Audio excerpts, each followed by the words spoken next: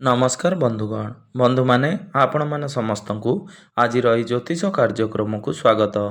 आज ज्योतिष कार्यक्रमटी मिथुन राशि व्यक्ति विशेष मानक पई बहुत गुरुत्वपूर्ण अटे, बहुत ही खास अटे।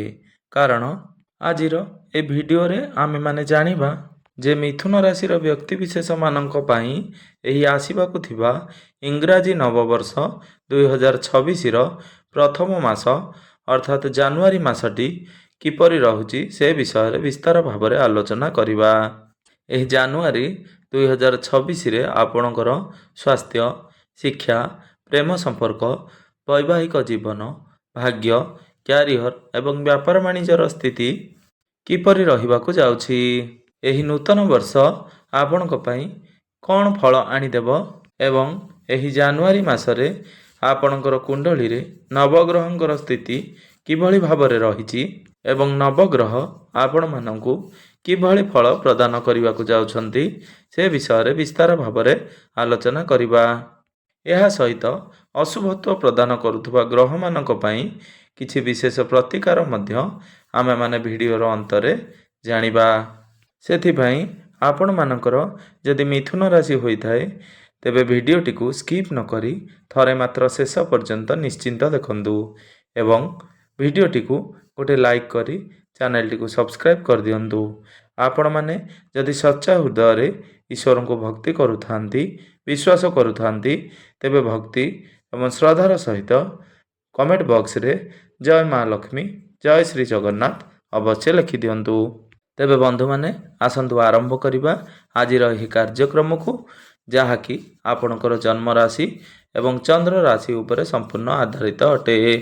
तो बंधु माने राशि चक्रर 12 गोटी राशि मध्यरु तृतीय राशि हेउची मिथुन राशि एवं मिथुन राशिर राशियाधिपति हेउचंती बुध। तो बंधु माने एही जानुआरी मास आरंभरु आपणकर कुंडली रे गुरु आपणकर प्रथम भावरे विराजमान अछंती, केतु आपणकर तृतीय भावरे गोचर करुछंती, सूर्य, मंगल, बुध एवं शुक्र आपणकर सप्तम भावरे गोचर करुछंती, राहु आपणकर नवम भावरे गोचर करुछंती, शनि आपणकर दशम भावरे गोचर करुछंती। तो बंधु माने सर्वप्रथमे आसंतु जानि नेबा आपणकर स्वास्थ्य किपरि रहुची एही जानुआरी 2026 रे। तो बंधु माने कुंडलीर प्रथम भावटी होइथाय आपणकर स्वास्थ्यर भाव, आपणकर इम्यूनिटी सिस्टम रो भाव। आपणकर प्रथम भावर अधिपति हेउचंती बुध। बुध आपणकर कुंडलीर सप्तम भावरे चलन करुछंती एवं बुधंकर दृष्टि आपणकर प्रथम भाव उपरकु रहुची।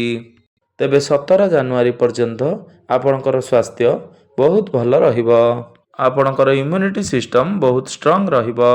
तेबे 17 जानुआरी पर्यंत आपणकर स्वास्थ्य को नहीं कोनोसी चिंता करिवार आवश्यकता नहीं।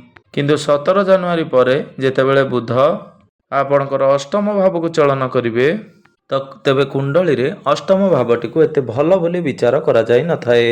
तेबे कुंडली रो अष्टम भावटी को रोगर स्थान बोली विचार करा जाई थाए, त्रिक भाव बोली माना जाई थाए।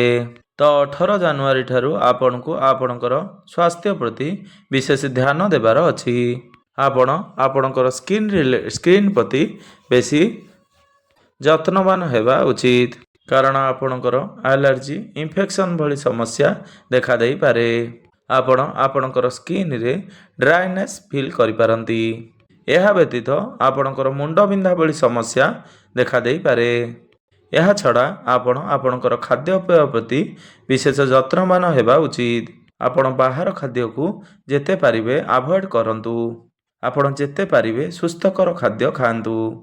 एबे आसंतु जानि नेबा विद्यार्थी मानक पई किपरि रहिछि एही जानुआरी नूतन वर्ष 2026 टी। तो बंधु माने कुंडलीर पंचम भावटी होइथाय आपणकर शिक्षार भाव, आपणकर पाठ पढ़ार भाव। आपणकर पंचम भावर अधिपति हेउचंती शुक्र।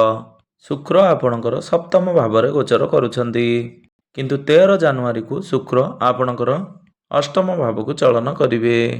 तेबे 13 जानुआरी पूर्वरु आपणकर शिक्षा क्षेत्र बहुत ही भल रहिबो। तेणु आपणकर पाठपढ़ा संबंधित कौनसी भी निष्पत्ति नेबाकु चाहुतिले तेबे आपण 13 ଜାନୁଆରୀ ପୂର୍ବରୁ ହିଁ ନେଇପାରନ୍ତି। ଆପଣଙ୍କ ପାଇଁ ସମୟ ବହୁତ ଭଲ ରହିବ। ତ ବନ୍ଧୁମାନେ ଏବେ ଆସନ୍ତୁ ଜାଣିନେବା ଆପଣଙ୍କର ପ୍ରେମ ଜୀବନ କିପରି ରହିବ ଏହି ଜାନୁଆରୀ ମାସରେ।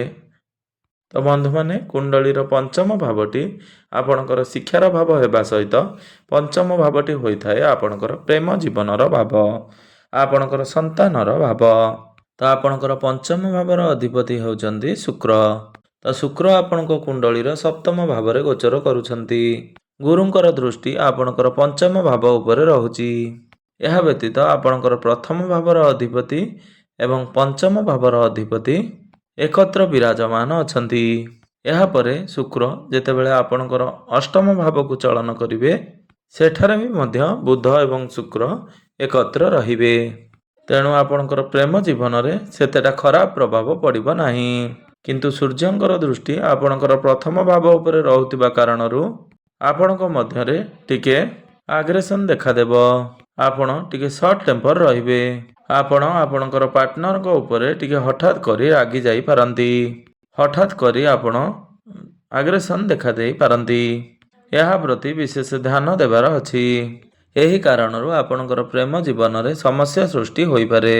କିନ୍ତୁ ଆପଣଙ୍କ ପାଇଁ ସବୁଠାରୁ ଖୁସିର କଥା ହେଉଛି ଯେହେତୁ ବୁଧ ଏବଂ ଶୁକ୍ର ଏକତ୍ର ଭଲ ସ୍ଥିତିରେ ଅଛନ୍ତି, ତେଣୁ ଆପଣଙ୍କ ମଧ୍ୟରେ ଯେତେ ଲଢ଼େଇ ଝଗଡ଼ା ହେଲେ ମଧ୍ୟ, ଯେତେ କଳି ଝଗଡ଼ା ହେଲେ ମଧ୍ୟ ଆପଣଙ୍କ ମଧ୍ୟରେ ବଣ୍ଡିଂ ଭଲ ରହିବ। ଆପଣଙ୍କ ମଧ୍ୟରେ ବହୁତ ଶୀଘ୍ର ସବୁକିଛି ଠିକ୍ ହୋଇଯିବ। ଏବେ ଆସନ୍ତୁ ଜାଣିନେବା ଆପଣଙ୍କର ବୈବାହିକ ଜୀବନ କିପରି ରହିବ ଏହି ଜାନୁଆରୀ 2026ରେ। ତ ବନ୍ଧୁମାନେ କୁଣ୍ଡଳୀର ସପ୍ତମ ଭାବଟି ହୋଇଥାଏ ଆପଣଙ୍କର ବୈବାହିକ ଜୀବନର ଭାବ, ଆପଣଙ୍କର ଜୀବନସାଥୀଙ୍କର ଭାବ।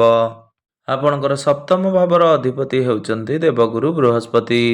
ତେବେ ଗୁରୁ ଆପଣଙ୍କର ପ୍ରଥମ ଭାବରେ ଗୋଚର କରୁଛନ୍ତି ଏବଂ ଗୁରୁଙ୍କର ଦୃଷ୍ଟି ଆପଣଙ୍କର ସପ୍ତମ ଭାବ ଉପରକୁ ରହୁଛି। ଆପଣଙ୍କର ସପ୍ତମ ଭାବରେ ଚତୁର୍ଗ୍ରହୀ ଯୋଗ ବନୁଅଛି।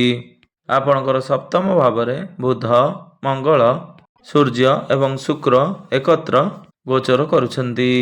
ତ ବନ୍ଧୁମାନେ ଆପଣମାନେ ଜାଣି ରଖିବା ଉଚିତ, ଯଦି ଗୁରୁଙ୍କର ଦୃଷ୍ଟି ଆପଣଙ୍କର ସପ୍ତମ ଭାବ ଉପରେ ନ ରହିଥାନ୍ତା, ତେବେ ଆପଣଙ୍କର ବୈବାହିକ ଜୀବନରେ ବହୁତ ସମସ୍ୟା ସୃଷ୍ଟି ହୋଇଥାନ୍ତା।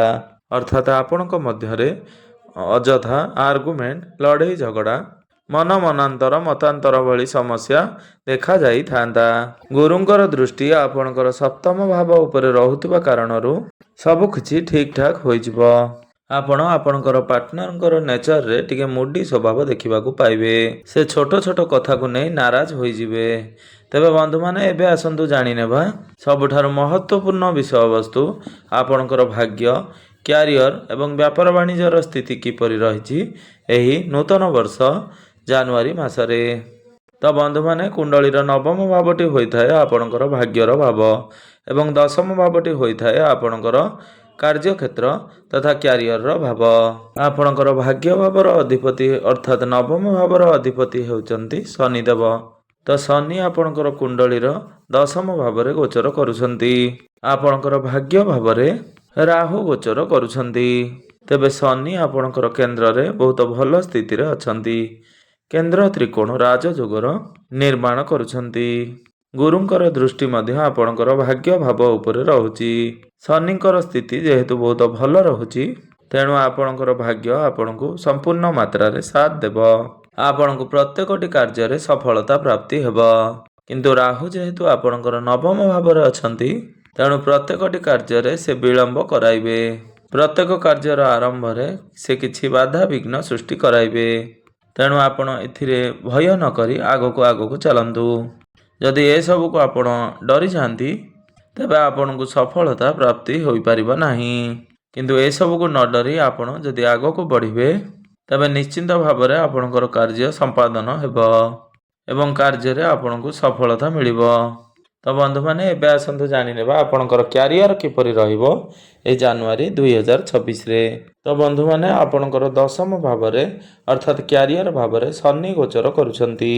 ତ ଶନି ହେଉଛନ୍ତି ଆପଣଙ୍କର ଭାଗ୍ୟ ଭାବର ଅଧିପତି ଏବଂ ଆପଣଙ୍କର ଦଶମ ଭାବର ଅଧିପତି ଦେବଗୁରୁ ବୃହସ୍ପତି ଆପଣଙ୍କ କୁଣ୍ଡଳୀର ପ୍ରଥମ ଭାବରେ ଗୋଚର କରୁଛନ୍ତି। ତେବେ ଶନି ଯେହେତୁ କର୍ମର କାରକ ଗ୍ରହ ଅଟନ୍ତି, ତେଣୁ ଆପଣଙ୍କ ପାଖକୁ କାମମାନ ଆସିବ। ଆପଣଙ୍କୁ ଅଧିକ ପରିଶ୍ରମ କରିବାକୁ ପଡ଼ିପାରେ। ଆପଣଙ୍କୁ ଅଧିକ ପ୍ରେସର ନେବାକୁ ପଡ଼ିପାରେ। ଆପଣଙ୍କ ଉପରକୁ ଅଧିକ ରେସ୍ପନ୍ସିବିଲିଟି ଆସିବ। ତ ଆପଣ ମନେ ରଖନ୍ତୁ, ବର୍ତ୍ତମାନ ଆପଣଙ୍କ ଉପରକୁ ଯାହା ବି ପ୍ରେସର ଆସୁଛି ତାହା ଆପଣଙ୍କର ସୁନ୍ଦର ଭବିଷ୍ୟତ ପାଇଁ ଅଟେ। ଆପଣ ବର୍ତ୍ତମାନ ଯେତେ ଅଧିକ କାମଧନ୍ଦା କରିବେ ବା ପରିଶ୍ରମ କରିବେ, ଯେତେ ଅଧିକ ରେସ୍ପନ୍ସିବିଲିଟି ରଖିବେ, ଆପଣଙ୍କୁ ଭବିଷ୍ୟତରେ ସେତେ ଅଧିକ ଲାଭ ପ୍ରାପ୍ତି ହେବ। ଆପଣଙ୍କୁ ସେତେ ଅଧିକ ସଫଳତା ପ୍ରାପ୍ତି ହେବ। ଯଦି ଆପଣ ଆପଣଙ୍କର କ୍ୟାରିୟରରେ କିଛି ପରିବର୍ତ୍ତନ ଚାହୁଁଥିଲେ, ତେବେ ଏହି ସମୟରେ ଆପଣ ସେହି ସବୁ କରିପାରିବେ। ଯଦି ଆପଣ ଷ୍ଟ୍ରେସ୍ ନେବାକୁ ଚାହୁଁଥିଲେ, ତେବେ ଏବେ ନେଇପାରିବେ। ଯଦି ଆପଣଙ୍କ ପାଖରେ କୌଣସି ଚାକିରି ନାହିଁ ବା କାମକାର୍ଯ୍ୟ ନାହିଁ, ଏହି ଜାନୁଆରୀ ମାସରେ ଆପଣଙ୍କୁ ଚାକିରି ପ୍ରାପ୍ତି ହେବାର ବହୁତ ଅଧିକ ସମ୍ଭାବନା ରହୁଅଛି। କେବଳ ଆପଣ ନିଜେ ପରିଶ୍ରମ ବା ନିଜ ତରଫରୁ ଚେଷ୍ଟା ଜାରି ରଖନ୍ତୁ। ଆପଣଙ୍କ ମଧ୍ୟରେ ମ୍ୟାଚୁରିଟି ଲେବୁଲ୍ ବଢ଼ିବ, ଜ୍ଞାନ ବଢ଼ିବ, ବୁଦ୍ଧି ବଢ଼ିବ, ଆପଣଙ୍କ ମଧ୍ୟରେ କନଫିଡେନ୍ସ ଲେବୁଲ୍ ବଢ଼ିବ। ତେବେ କ୍ୟାରିୟର ଆପଣଙ୍କର ଏହି ଜାନୁଆରୀ ମାସରେ ବହୁତ ଭଲ ରହୁଛି। ତ ବ୍ୟାପାର ବାଣିଜ୍ୟର କଥା ହେବା, ଯଦି ଆପଣଙ୍କର ବ୍ୟାପାର ବା ସପ୍ତମ ଘରରେ 4ଟି ଗ୍ରହ ବିରାଜମାନ ଅଛନ୍ତି, ତେବେ ବିଜନେସ୍ ଆପଣଙ୍କର ଆଭରେଜ ରହିବ। ବ୍ୟାପାରକୁ ନେଇ ଆପଣଙ୍କ ମନରେ ଅନେକ କଥା ଚାଲିବ। ଆପଣ ଟିକେ କନଫ୍ୟୁଜନ୍ ରହିବେ। ତେବେ ବିଜନେସ୍ରେ ଗ୍ରୋଥ୍ ହେଲେ ମଧ୍ୟ ଆପଣ ଆପଣଙ୍କର ବିଜନେସ୍କୁ ନେଇ କନଫ୍ୟୁଜ୍ ରହିବେ। ଆପଣଙ୍କର ମନରେ ଏଣୁତେଣୁ କଥା ଆସିପାରେ। ତ ଏବେ ଆସନ୍ତୁ ଜାଣିନେବା କିଛି ବିଶେଷ ଉପାୟ ବିଷୟରେ। ଯେଉଁ ଉପାୟ ଗୁଡ଼ିକ କରିବା ଦ୍ୱାରା ଆପଣଙ୍କର ଯେଉଁ ସବୁ ଅଶୁଭତ୍ୱ ରହୁଛି, ସେଗୁଡ଼ିକ ଖଣ୍ଡନ ହୋଇ ଆପଣଙ୍କୁ ଶୁଭଫଳ ପ୍ରାପ୍ତି ହେବ ଏବଂ ଆପଣଙ୍କର ଭାଗ୍ୟରେ ଉନ୍ନତି ହେବ। ତ ସେଥିପାଇଁ ଆପଣ ପ୍ରତ୍ୟେକ ଦିନ ବୁଧଙ୍କର ବୀଜ ମନ୍ତ୍ରର ଜପ 108 ଥର ଅବଶ୍ୟ କରନ୍ତୁ। ଏହା ସହିତ ପ୍ରତ୍ୟେକ ଦିନ ଶୁକ୍ରଙ୍କର ବୀଜ ମନ୍ତ୍ରର ଜପ 108 ଥର ଜପ କରନ୍ତୁ ଏବଂ ପ୍ରତ୍ୟେକ ଦିନ ହନୁମାନ ଚାଳିଶାର ପାଠ ଅବଶ୍ୟ କରନ୍ତୁ ଏବଂ ପ୍ରତ୍ୟେକ ଦିନ ଉଦିତ ସୂର୍ଯ୍ୟଙ୍କୁ ତମ୍ବା ପାତ୍ରରେ ଜଳାର୍ଘ୍ୟ ଅର୍ପଣ କରନ୍ତୁ। ତେବେ ନିଶ୍ଚିନ୍ତ ମାତ୍ରାରେ ଆପଣଙ୍କୁ ଅଧିକ ମାତ୍ରାରେ ଶୁଭଫଳ ପ୍ରାପ୍ତି ହେବ। ତ ବନ୍ଧୁମାନେ, ଆସିବାକୁ ଥିବା ଇଂରାଜୀ ନବବର୍ଷଟି ଆପଣଙ୍କ ପାଇଁ ସୁଖମୟ ହେଉ ଏବଂ ଆପଣଙ୍କର ମଙ୍ଗଳମୟ ହେଉ, ଏହା ହିଁ ଈଶ୍ୱରଙ୍କ ନିକଟରେ ମୋର ଏତିକି ପ୍ରାର୍ଥନା। ଧନ୍ୟବାଦ।